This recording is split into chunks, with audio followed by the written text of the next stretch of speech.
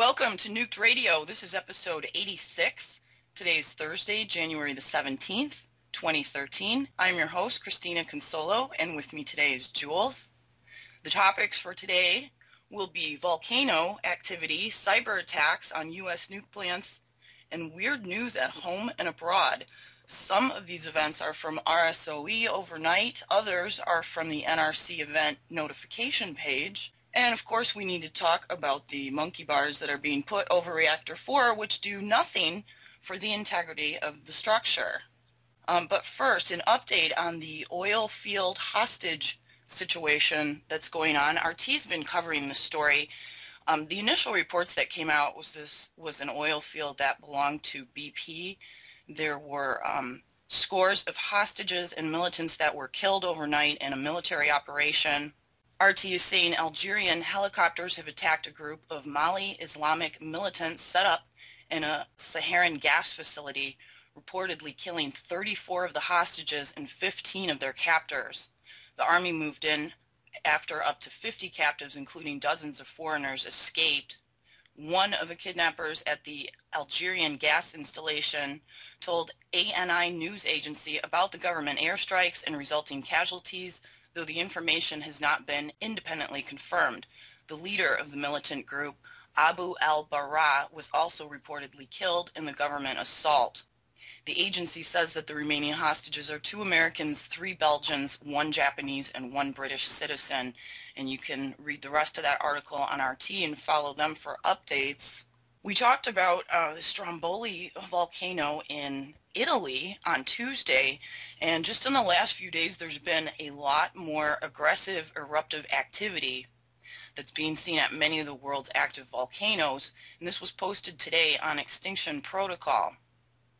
Stromboli, Italy, the lava overflow that started on Monday and reached about 400 meters elevation on the Sciara del Fuego has stopped for now. Strong explosions were felt in houses in the village and continue to occur frequently, and tremors remain elevated. At the Etna volcano, also in Italy, the Strombolian activity inside Boca Nuova crater has ended abruptly yesterday. Colima in Mexico has entered a new eruptive phase with more explosions during the past days. The other active volcano in Mexico, activity has not changed significantly. There are 1 to 2 weak emissions per hour. That's the Popocatépetl. I never know how to say that right. And sometimes has been producing small quantities of ash. Glow from the summit remains visible at night. Some small volcanic earthquakes below a 2.0 have been occurring in the past days as well. In Guatemala, activity has remained essentially unchanged but lower than last week. During the 14th and 15th of January, there were a few weak explosions that occurred from the dome, and glowing avalanches were observed from the fronts of the active lava flows on its flanks. The Pacaya volcano in Guatemala showed increased steaming, which has been observed today, but otherwise there has not been any new activity. Numerous small earthquakes continue to be visible as evidence of fluid movements under the volcano. At the Fuego volcano in Guatemala, activity has been decreasing with a few explosions, and the lava flow reduced its length to 300 meters. In Nicaragua, Cristobal, Masaya, and the Concepcion volcanoes have not shown appreciable changes in their seismic activity, but they have had varying amounts of volcanic earthquakes and tremors. At the Nevado del Ruiz in Colombia, no other activity other than degassing has been reported recently. Seismic activity remains elevated, but at relatively low levels. A swarm of earthquakes occurred under the volcano on the 15th of January in the afternoon. Small but numerous earthquakes are also occurring at the Machin, Galeras, and Combal volcanoes in Colombia. At the Reventador volcano in Ecuador, strong seismic activity, including some explosion signals and a hotspot visible on satellite images, suggests that the lava dome in the summit crater continues to be active. At Tungarahua, that one's currently calm. Capoyu in Chile and Argentina showed no surface activity and no glow had been observed, but there is elevated seismic activity of low energy. And last week we had a hundreds of events happening at El Hierro in the Canary Islands too. I don't see that mentioned in this article. There's actually about 5 more that are mentioned. Kilauea in Hawaii, activity has been stable with good magma supply, maintaining relatively high levels of the lava lakes and feeding lava flows that continue to reach the ocean. And then Sakurajima in Japan has maintained its normal rhythm of 2 to 3 daily explosions, with ash plumes rising 6 to 10,000 feet in altitude. White Island in New Zealand, I saw New Zealand had a big quake too last night. The other one that people usually keep an eye on is Kamchatka. And let's see, that is mentioned here also. There's a new lava flow from the Summit Dome. So lots of stuff going on with the volcanoes. I know Jules follows them a little more closely than I do. On RSOE, there were a couple of strange events too. Somebody posted this, I think it was Heather Stewart, on the Radchick page. There was a weird flash that happened in Canada, and while I was looking through that report, I noticed that there were a couple of other weird waves that hit. One was in Guyana, and that was this morning. That's up by Venezuela on the northern part of South America. Description: strong winds and unusually high tides swamped Cornelia, Ida, and Anna Catharina on the west coast of Demerara on Monday afternoon. The villages were flooded after the enormous waves surged over the sea defenses, leaving some homeowners contending with water that was waist high. Officials from the Ministry of Transport and the Region 3 administration, including Chairman Julius Faber, visited the areas the next day and installed equipment to flush the flooded water back into the ocean. Villagers of Anna Catharina said the ministry also ordered that main drains off the Seaview Road be dug deeper in order to prevent more flooding. However, they were unable to remove all the garbage that washed ashore. The residents yesterday said after the ministry's intervention, the flooding decreased, but some were still afraid to leave their homes. A resident of Anna Catharina told Stay Broke News that his foot was pierced with a sharp object after he decided to check the damage done to his bottom flat. He said the water in his lower apartment was so high that his furniture was floating. The water came up to my waist, the man said. At Cornelia, Ida, another resident recalled that she was sitting in her veranda when she saw the waves start to ride over the sea defenses. She said that the water ripped away her fence and began to swell into her home. She explained it was normal for the village of Cornelia, Ida to experience high spring tides, but that this was the worst since the historic flooding of the coastline in 2005. Another report, this one comes from South America, a giant wave impact also this morning. Description: a luxury cruise line, the Silver Sea, has been forced to cancel a cruise on board the Silver Explorer after the ship was damaged by a wave in rough weather while on an 18-night voyage in South America.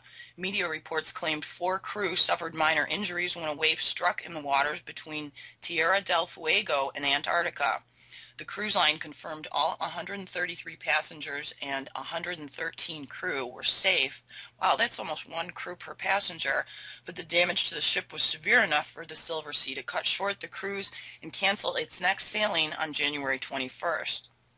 The ship has returned to port in Argentina, where it departed in early January. It's expected to resume service with a 10-night cruise departing on January the 31st. And this was really strange. This is a non-categorized event in Canada, also posted last night. Description: a sudden flash of light that appeared in the night sky in Winnipeg on Tuesday remains a mystery, but it might not have been what was previously thought. Many Winnipeggers reported seeing the whitish-green flash in the sky at around 10 p.m. on Tuesday. It disappeared as suddenly as it appeared. On Wednesday morning, astronomer Scott Young of the Manitoba Museum told CBC News it was possible the light came from a meteorite. They slow down so quickly and they heat up so quickly that often they just explode in what's called a terminal burst that's often a greenish color, he explained. So the color sort of tips me off, and also just the speed that this came over. But later in the day, Manitoba Hydro said its Scotland substation on Grant Avenue had experienced an electrical arc at around the same time. possibly causing the flash. What caused the flash of light is still not confirmed at this time. Some are suggesting it could be winter lightning. If it was a meteorite, it would be the 14th time in Manitoba's history that one has come through the atmosphere in this province. So what came first, the flash in the sky or the arc at the hydro plant? We don't know. Now also there was a report on here from South Korea. They had to shut down one of their nuclear reactors today due to technical malfunctions, which is the latest in a series of glitches that have raised public safety concerns. The Ulsan 1 reactor, which is 330 kilometers southeast of Seoul, was tripped off by what spokesman for the Korea Hydro and Nuclear Power Company said appeared to be a faulty gauge. There's been no radioactive leak, and there was no health hazard involved. Of course, it was an automatic shutdown for safety. And that's the only nuclear event that I saw on RSOE. Now, there was a story that came out yesterday in PC Magazine saying that a U.S. power plant was hit by a USB-based malware. So that would be something similar to Stuxnet. It was on a jump drive. In fact, I'll read part of this article. A US-based power plant was hit with a malware attack thanks to an infected USB stick used for software updates. You'd think these guys by now would know not to use the jump drive on their laptops that they use at work, or just have the jump drives maybe stay at the nuke plant so they're not taken off site and plugged into computers where they pick these things up. The incident was revealed in a new report from the U.S. Industrial Control System Cyber Emergency Response Team, abbreviated ICS CERT. The power plant contacted CERT after discovering a virus in a turbine control system that impacted about 10 computers on its control system network and affected operations for about 3 weeks. Now, Enenews is reporting today that it was actually 2 power plants that were shut down because of this. But I don't know if it's an issue of national security, because Homeland Security is the one that reported this problem, but nobody is saying what plants this happened at. The USB drive in question was used to back up control system configurations. However, when the technician, who was not aware of the malware, inserted the USB stick into a computer with antivirus software, it picked up on at least 3 incidents of malware. Initial analysis caused particular concern when one sample was linked to a known sophisticated malware, according to CERT, which deployed a team in October for an on-site inspection. The team found the malware on 2 engineering workstations that were critical to the operation of the control environment. Compounding the problem was the fact that there were no backups for these workstations. The recommended practice is to maintain a system of hot spares or other effective backups for all critical systems, said CERT, but apparently it wasn't going on at these plants, so we have another hole in the net of the safety at nuke plants. Now, this event reportedly happened in early October, and so I emailed a couple people last night and I said, have you seen anything when you've gone through like the NRC events or any of the documents from the Freedom of Information Act? Have you seen anything about this anywhere? Do we know which plants were hit? And nobody knows. We can't find anything about it. In fact, I went through every single date in October of 2012. Last night, it took like 2 hours to go through and read them all, and I couldn't find it either. Now, there were a number of plants that had data safety issues or computer problems, including Fermi by me. Fermi's had this happen to them dozens of times since I've been checking these lists. It was nice to see there were only 6 workers that failed drug and alcohol tests in October compared to, I think it was 9 or 10 the last time we did the 30-day list. So anyway, Jules, I think we need to call the NRC and ask them, because they have a number, a public 800 number that's for safety concerns. Oh, do you have that number? Yes, I dropped it into chat, but I'll tell everybody. You can write this number down because this is for the public to use. It's 800-695-7400. All right, let me just drop it in and we'll add them to the call. Okay. Whoops, not that one. That one. All right, you ready? Yep. Here it comes.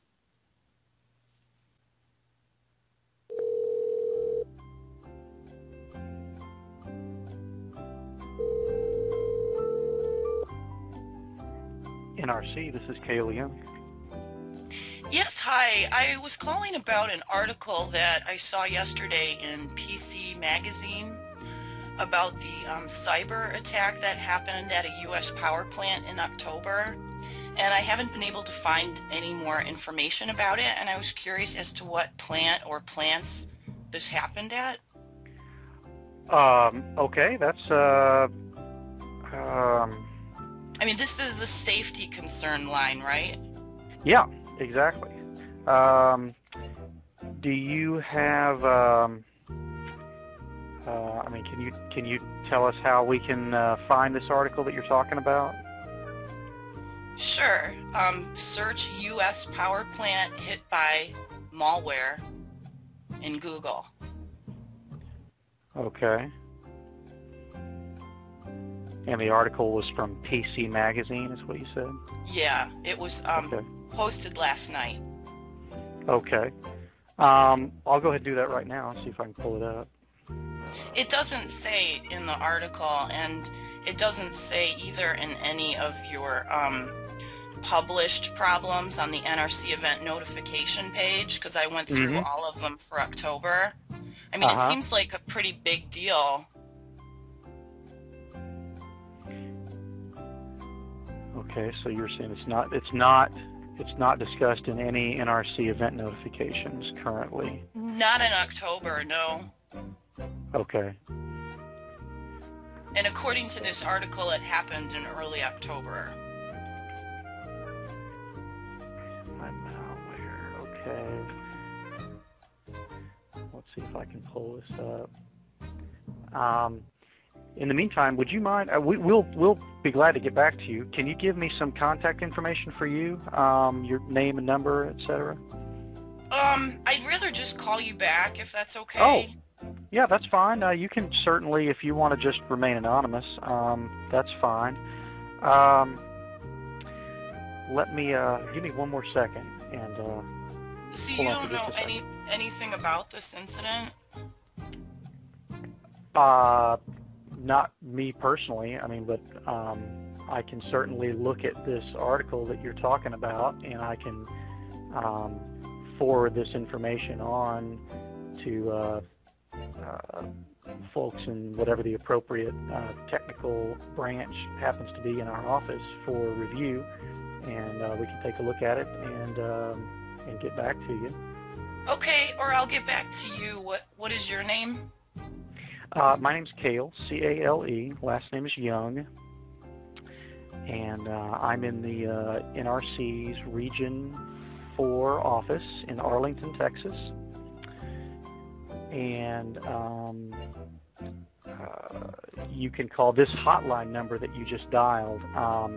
It gets routed geographically based on where you're calling from to one of the 4 NRC regional offices in the country.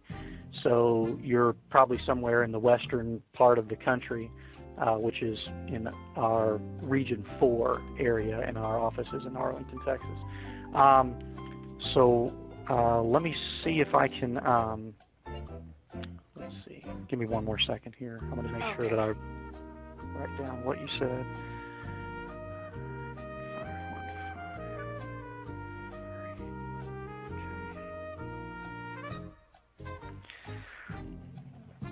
Okay, and I think I've got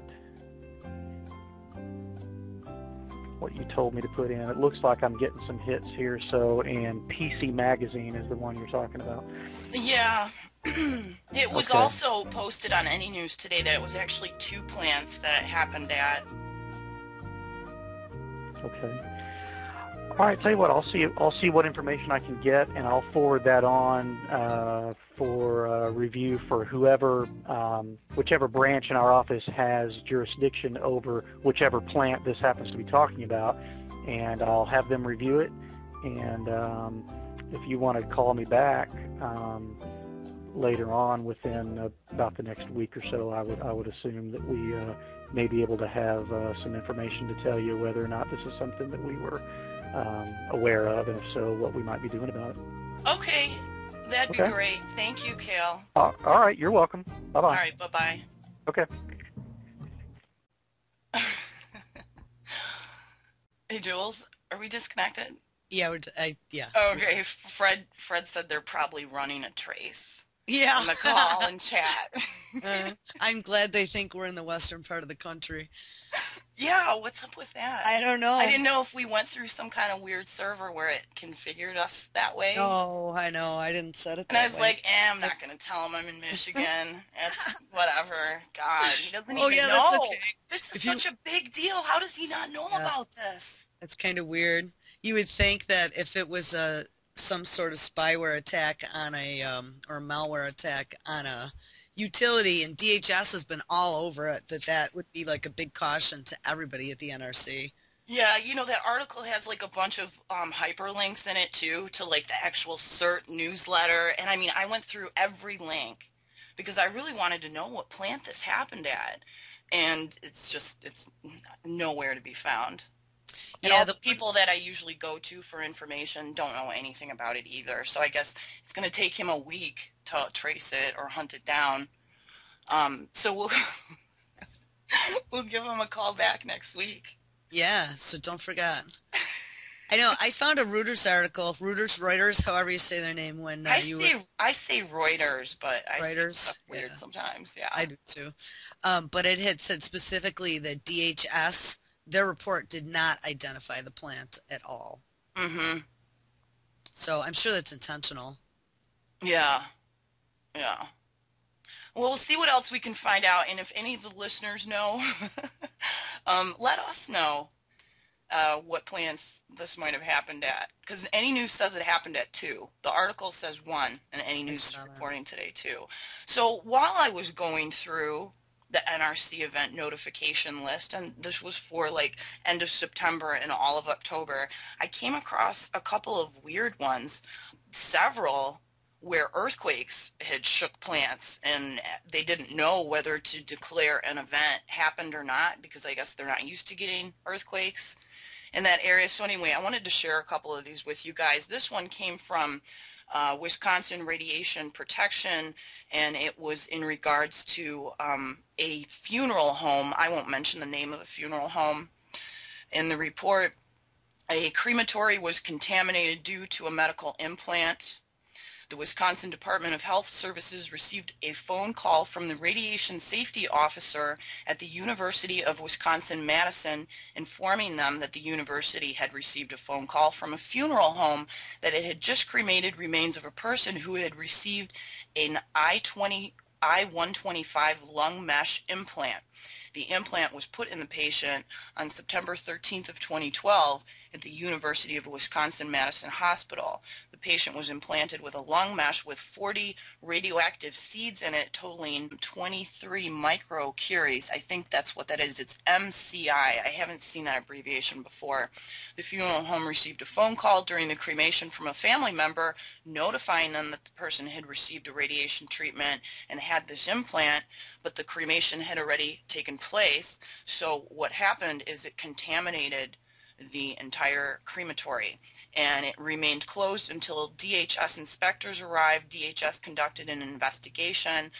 In late September, radiation readings were 75 millirem an hour with a Victorine, and the cremains read 3.8 millirems per hour on contact with a plastic bag. They placed the cremated remains in a concrete container, and radiation levels were at background on the outside of the container. No other areas of the facility were contaminated. The facility agreed to suspend all operations until cleanup occurs. At Palo Verde, this happened or was reported October the 9th, but it's a discovery of after-the-fact emergency condition, unusual event that was not reported at the time of the event. The following event description is based on information currently available. On August 26th of 2012, at approximately 12:30 Mountain Time, some auxiliary operators located in the Palo Verde Nuclear Generating Station Operations Support Building reported to the control room that they had felt an earthquake. The USGS Internet webpage recorded several small earthquakes in the Salton Sea area of Southern California. This was when the Brawley swarm was going on. The event was evaluated and a determination was made at that time that the event did not meet the classification criteria for declaration of an unusual event per emergency plans. Later on, at 13:58 Mountain Time, the personnel again reported they felt motion in the Operations Support Building, and the USGS reported an aftershock in Southern California. The event was similarly determined to not meet the classification criteria for declaration of an unusual event. Man, when your building is shaking enough where people in your operation building feeling it, it should be a no-brainer that that's reported, but for whatever reason they decided to just ignore it at that time. Now, I looked up on USGS what was going on August the 26th in the Salton Sea, and that was the time of the Brawley swarm. The first earthquake that they felt was a 5.3. And the second earthquake that they felt was probably a 5.5, but it's a considerable distance away from this plant. Now, Palo Verde is kind of an unusual nuke plant. It's the only nuke plant in the United States, possibly in the world, but I know in the United States for sure, that's not located next to a major body of water for cooling.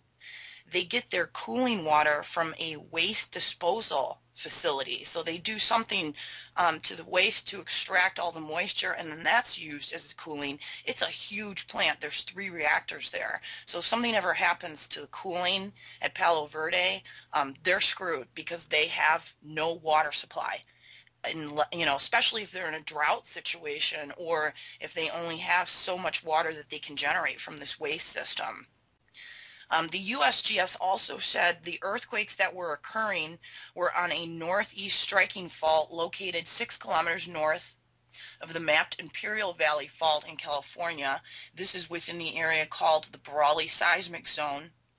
It extends north of the Imperial Fault to the southern end of the San Andreas.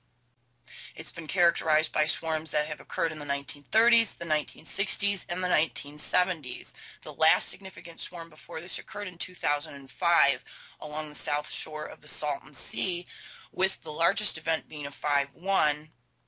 And there was another, a 5.8, which occurred 5 miles to the northwest of today's activity. Some of the aftershocks occurred in the same general area. That's the only report that I see were these 2 shaking events, which they later decided, 2 months later, decided to post as an unusual event at the plant. So hopefully they didn't see signs of any kind of damage to any part of the plant. That's around the same time, too, when the sulfur smell was being reported all over LA and in other parts of California. And the USGS is now watching the Salton Sea volcanoes. There's actually 5 extinct volcanoes in that area that surround the lake. And there's mud pots and there's all kinds of other stuff there that, that happens geologically. So anyway,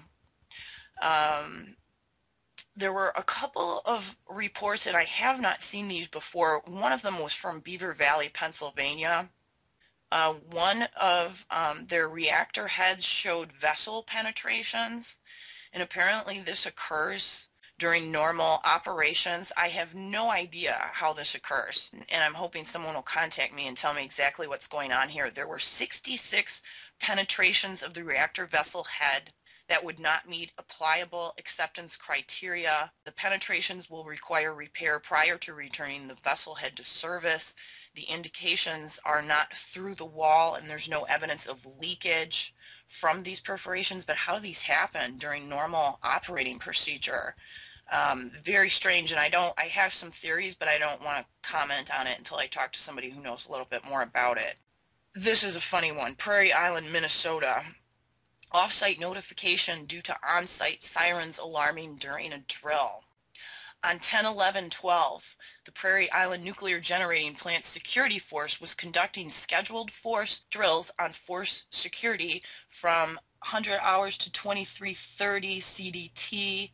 The licensee was notified by the Wisconsin State Radiological Coordinator that an intern had contacted the Wisconsin State Patrol Duty Officer to say that they had taken cover at the plant and that there were sirens going off in the background. Apparently the intern was not told that it was a drill.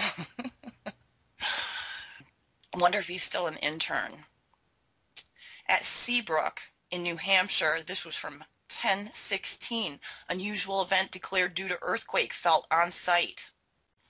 At 19:20 EDT, an earthquake was felt in the control room of the plant and confirmed by calling the Manchester Dispatch Office.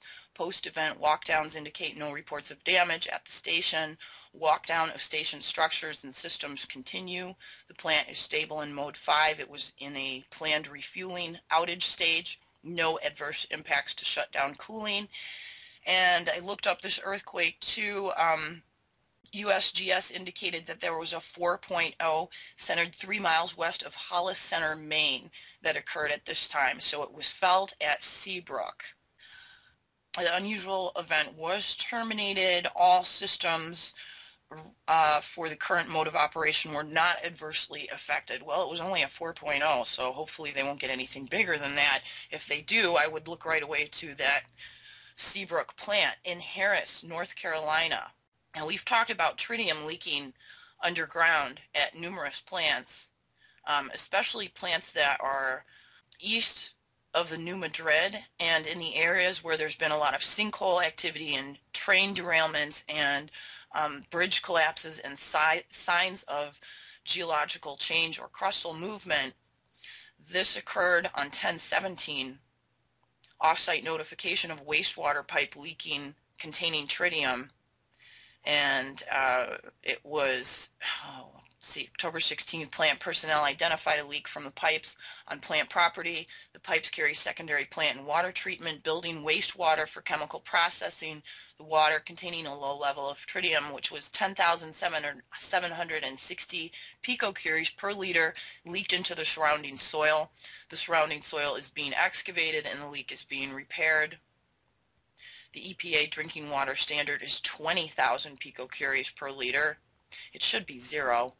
The health and safety of the public are not affected by this event based on the location of the leak and the low tritium levels, which aren't really low. It's low according to their scale. Dresden, Illinois, there was also another potential inadvertent release of tritium. This time they found a hole in a waste tank on the property at Dresden. And let's see if they measured this. If they did, they're not sharing it. Since there was no release to an unrestricted area, limits were not impacted. I don't know what that means. There was a hole in the bottom of a tank of processed rad wastewater, and it leaked out of that. And there's no follow-up too. Usually they have a follow-up of what was done to correct the problem. At Diablo Canyon in California, this was reported 10/21, unusual event declared due to a seismic event. Again, USGS had posted there was a magnitude 5.3 near Diablo Canyon. An earthquake was felt on site at approximately 12 noon. The licensee stated the 2 out of 3 methods for determining if an unusual event should be declared were met. Those 2 things were the earthquake was felt in the plant and the earthquake was monitored by the USGS. That's the 2 out of 3 things that you need to declare an unusual event. So I'm still puzzled why Palo Verde didn't report that they had 2 earthquakes that were felt. The licensee characterized the earthquake as very mild. Of course they did. And the licensee stated that at the present time there was no indication of damage to either unit and that both units remain at 100% power. Here's a weird one. This came from Watch City Museum, and this was reported on 10/16. There was an antique watch called an 8-day watch that was in a case for people to look at a museum, like a watch museum, and this happened in Maine, and there was no crystal on the front of this watch, and the dial was made of radium. So they actually determined that it was releasing radioactivity that would have been, transmitted to anybody standing near this case for the whole time that this case was on display at this museum. And the watch was later put out of commission and classified as radioactive waste. And it didn't transfer the measurements here, too. I read them, but I can't find them right now. Now, out of all the ones that I read, North Anna in Virginia would have been my guess out of all the NRC events posted that this could be one of the units, that experienced problems from a possible virus being introduced to its systems. And the day that they reported this, let's see here, the Unit 2 was put into hot standby. Now this PC Mag article was from the beginning, as they indicated it happened in early October. This notification date was actually 10/24, but there was a whole bunch of things that went wrong at this plant all at the same time. They had a reactor that tripped, they had feed water pumps that malfunctioned, they were able to return steam generator levels to normal operating level, and then something happened to them again.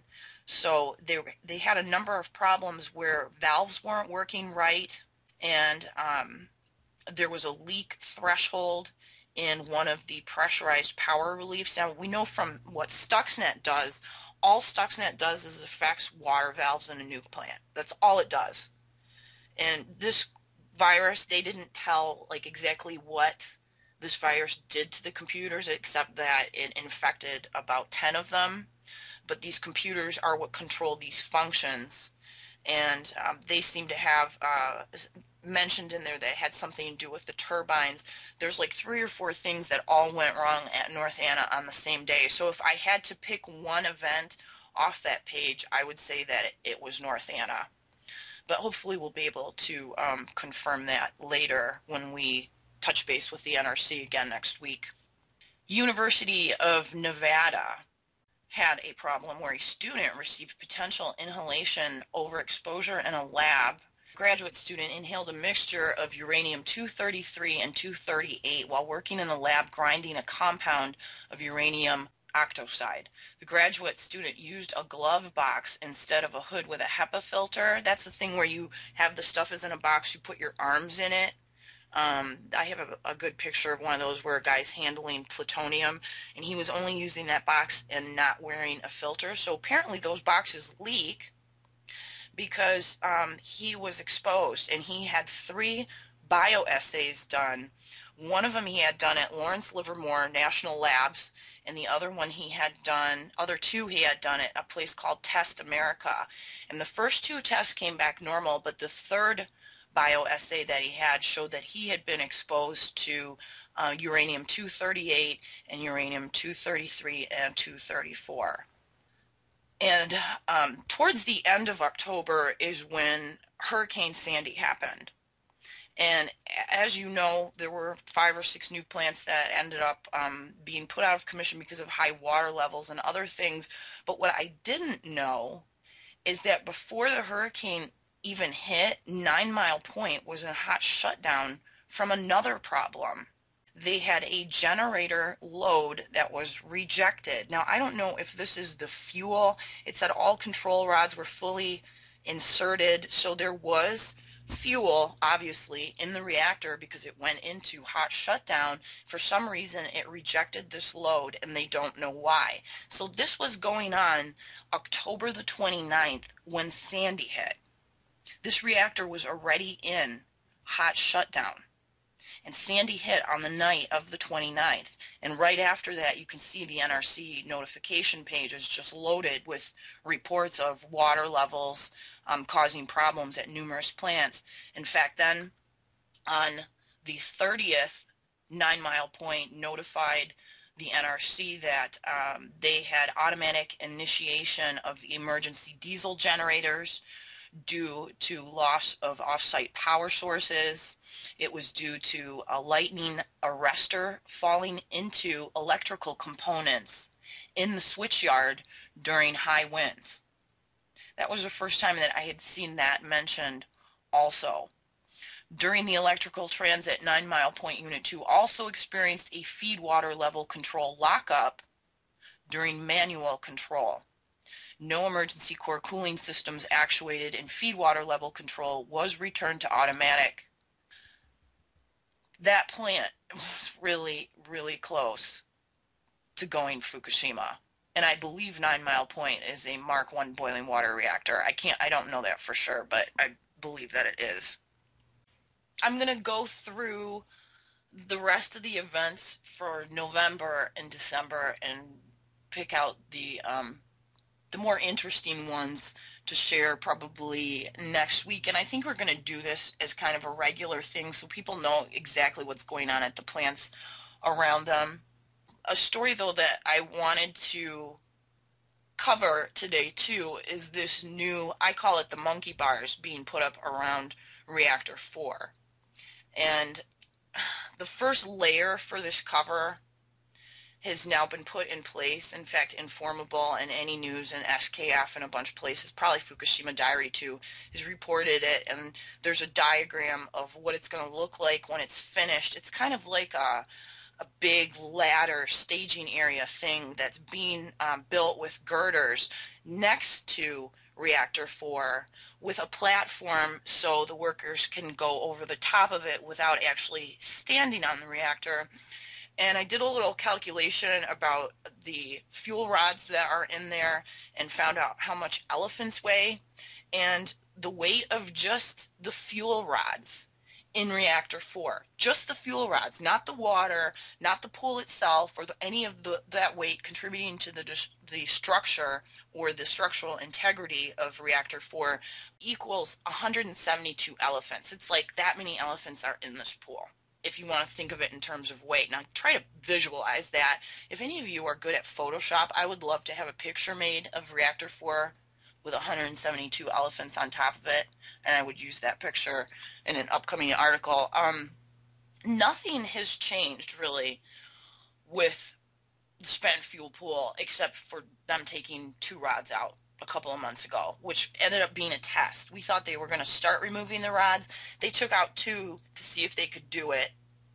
In fact, a friend of mine on Facebook who was a former nuclear reactor operator on a submarine said that there's no way that those were real rods that were taken out. They wouldn't have been able to wipe them off with rags like they were shown doing if they were real. She thinks they were dummy rods, which are sometimes used for crane operators that are practicing.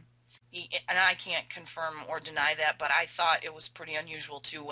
First, when these rods came out, that they looked okay, knowing there had been a fire in that pool and zirconium had burned on and off for days. I was really surprised that the rods looked as good as they do, but of course they wouldn't take out the messed up ones right away. We don't really know what's going on with the rods in that pool. And a guy named Philip up north posted on Any News a review of what we know about spent fuel pool 4 may be in order. Number 1, the hot fuel load had been removed from Reactor 4 in November of 2010 when Fukushima 4 was taken down for service. Number 2, SFP4 became overheated with the addition of the hot fuel load from the reactor. This is before Fukushima. Number 3, an auxiliary pump was placed below the pool to increase water circulation to cool it. Number 4, after the 3/11 earthquake, this pump sprang a leak which drained the pool of water. Number 5, Building 4 was blown up during the night of 3/15/2011. Number 6, zirconium fires continued off and on for some days. Number 7, high radiation readings at the main gate subsided after seawater refilled spent fuel pool 4. Number 8, TEPCO lowered a robot into the pool to take videos. Number 9, TEPCO lowered a video camera into Reactor 4, into the reactor now, not the pool, but the reactor. My suspicion is that they wanted to see if Reactor 4 could be loaded with control rods while the hot fuel load, in order to secure it in the event of dewatering or a collapse, was probably too damaged for this to happen, and efforts appear to have been abandoned. Number 10, TEPCO announced a plan to build a steel and concrete frame around the building to support the building, a crane for removing fuel assemblies from spent fuel pool 4 to the common spent fuel pool would be installed on the frame. And number 11, it is widely thought that a significant earthquake might collapse or dewater the spent fuel pool, causing an ELE that would wipe out humans and animal populations on the Earth. And I wrote an article about that appeared on In the Lie in April of last year. And I went back and I read this article again, and everything that was said in this article is still going on. Nothing has changed from the time that I wrote this article in April of 2012 till now, except for the fact that they took 2 rods out as a test, and they started building the monkey bars over the reactor, which don't touch the reactor. And I really want to stress that fact. This has nothing to do with supporting the structure. This is a short article, and I'm just going to read it real quick. 13 months have passed since the Fukushima reactors exploded, and a U.S. senator finally got off his ass and went to Japan to see what was going on over there. What he saw was horrific, and he is saying now that we are in big trouble. See the letter that he sent to U.S. Ambassador of Japan Ichiro Fujisaki, Secretary of Energy Stephen Chu, Secretary of State Hillary Clinton, and NRC's Chairman Gregory Jaczko here. And there's a hyperlink. But what is so ironic about this is that we have been in this heap of trouble since March of 2011, March 17th to be exact, when the plume of radioactive materials began bombarding the west coast of California and Oregon and Washington and British Columbia and later Maine, Europe, and everywhere in between. Independent researchers, nuke experts, and scientists from oceanography to entomology and everywhere in between have been trying to sound the alarm ever since. The scientists that are most upset are those who have studied the effects of radiation on health. I'll say it again so it's really clear. We are in big trouble.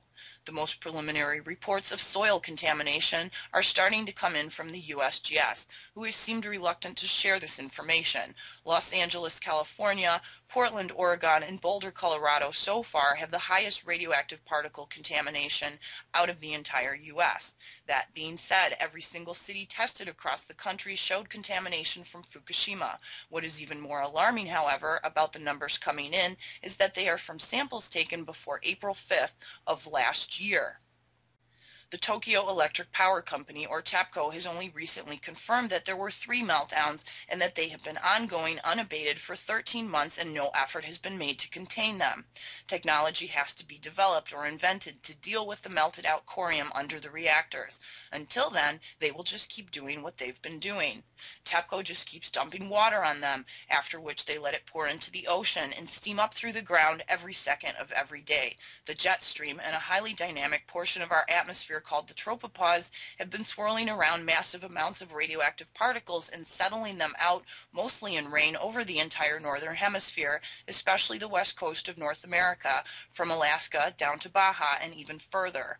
Iodine, cesium, strontium, plutonium, uranium, and a host of other fission products have been coming directly from Japan to the west coast for 13 months.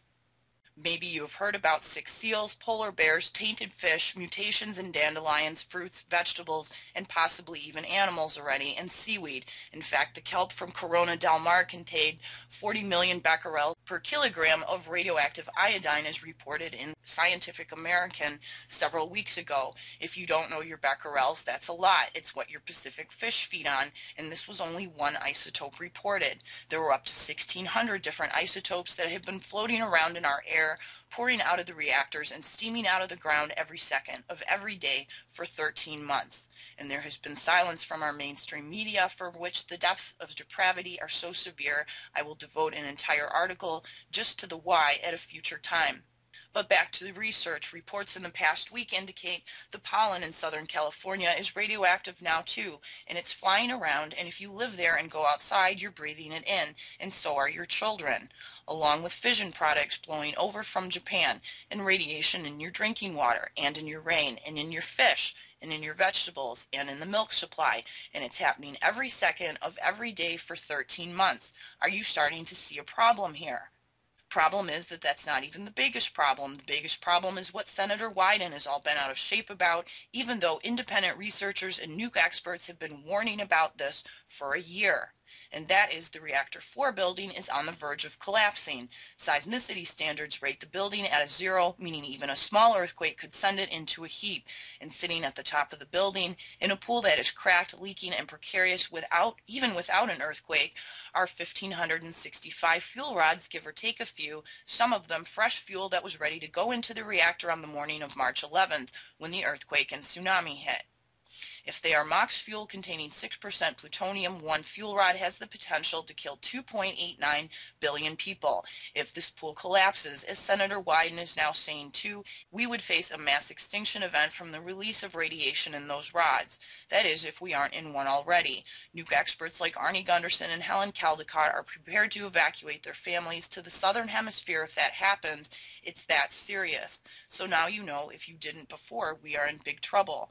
Get informed, start paying attention to this. Every single statement in this article is verifiable, and I'll continue to verify and validate the seriousness of this situation. So we're going on 2 years now, and nothing has changed. Nothing has changed with this situation. And last week I was in, I think it was Boiler Room Radio's chat room, and he was interacting with the people in chat, and somebody said, tell me what you really, really think about Reactor 4. And the good news is that it hasn't fallen yet. But the bad news is nothing has been done about it. Even with all of these ambassadors and the senator and the nuke experts and the independent scientists and all of Fukushima experts and the people that have been following the story, that have been writing to their congressmen and writing to their senators and telling them this is a huge problem, what are we going to do about it? Nothing has changed. And it really pisses me off.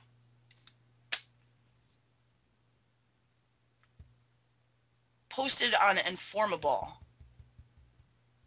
Japan is working to speed up decommissioning of Fukushima Daiichi reactors.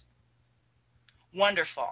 On Wednesday, an official from the Ministry of Economy, Trade, and Industry addressed workers at the new reconstruction headquarters in Fukushima Prefecture and told them that the central government would work to help accelerate the decommissioning of the crippled plant. It's a long pathway, but I want to advance step by step steadily, having a common goal. Let's work hard together. Currently, the decommissioning work is expected to take over 40 years, but aside from facing a situation where neither the right equipment or necessary experience has been developed as of yet to carry out the work, there have also been multiple issues pointed out with the decontamination efforts themselves. Investigations have revealed that the national and prefectural governments have not been ensuring their own decontamination guidelines are being followed by subcontracting companies. The ministry has allotted some 650 billion yen for the decontamination efforts initially and had established requirements for the work, including ensuring that the collection of soil and leaves into bags prevent it from spreading further, as well as the wiping down of roofs and exterior walls of buildings by hand or with brushes and the collection of contaminated water used to clean the buildings. When are these people going to understand that none of this is going to help the situation, especially if you don't shut off where it's coming from? This is an endless task, and 40 years is optimistic. Michio Kaku has said it's going to take centuries to clean up this plant, and every second of every day, water keeps getting poured over the nuclear fuel, and it goes into the ground, and it goes into the ocean, and the ocean gets more and more contaminated, and the numbers are just going to go higher and higher and higher. In response, ministry representatives said it appears that workers dumped vegetation not out of malice, but because they removed more radioactive materials than they expected. However, most of the workers interviewed in the report said the decontamination work could never be completed if they adhered to the strict rules. So to shorten it up, they dumped a bunch of the stuff in rivers.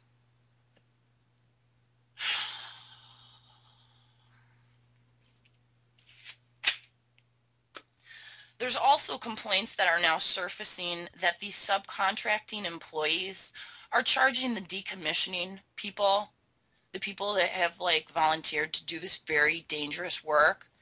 They get paid what equates to $11 a day. And then the company charges them $11 a day for their meals and for their housing.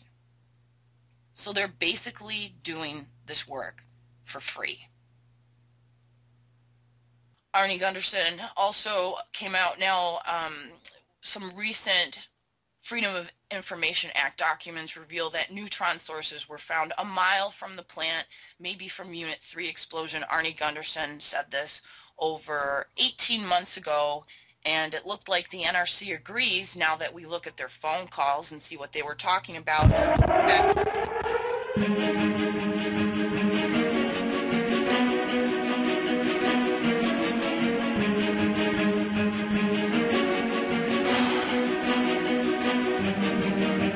As the war between light and darkness continues, heroes and villains become harder to identify. Kindred spirits separated at birth, fighting for their place in time to be solidified.